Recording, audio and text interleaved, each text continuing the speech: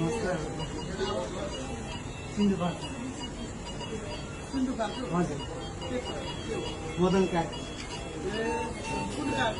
सुतार काट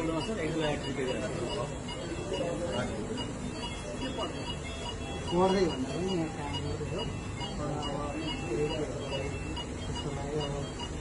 देशको लागि अब लड्यौँ हजुर यो भोलि देश के राम्रो होला कि भनेर यति गऱ्यो हुन्छ होइन तपाईँहरूले त हामीलाई त एउटा त्यो आमाले दिए नि त एउटा सल्लाह दिनु एउटा बाटोमा लाउने हो त्यस कारणले अब चाहिँ मेरो माग भनेर अहिलेको यो प्रदेश सरकार पनि जुन चाहिँ यो जुन छ यो चाहिँ खारेज हुनु पऱ्यो